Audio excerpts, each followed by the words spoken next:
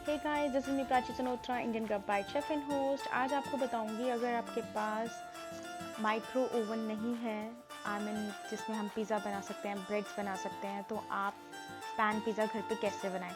आप मनचाही टॉपिंग डालिए, पिज़्ज़ा बेस आपको रेडीमेड मिल जाएगा, उस पर ऑरिगेनो डालिए, चीज़ डालिए, चिली फ्लेक्स डालिए और आपका यहाँ पे पिज़्ज़ा रेडी है। अब इसको आप पैन लीजिए, उसमें half a table spoon of oil डालिए और इसका पिज़्ज़ा बेस जो है वो पका लीजिए।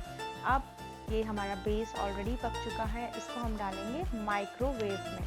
माइक्रोवेव में 30 टू 40 सेकेंड्स के लिए माइक्रोवेव कीजिए। चीज़ एकदम मेल्ट हो जाएगा ऊपर का, बिकॉज आपका बेस रेडी है। Look at this. So this is mouth watering pizza is ready to eat. Family को खिलाइए, फ्रेंड्स को खिलाइए और इन्जॉय कीजिए। ओवन का भी ज़रूरत नहीं पड़ेगा, घर पे बन जाएगा ईजीली। आपको ओवन वाला रेसिपी मैंने पहले ही शेयर करा है, वो आप मेरे लिंक पे देख सकते हैं। Bye bye and stay healthy.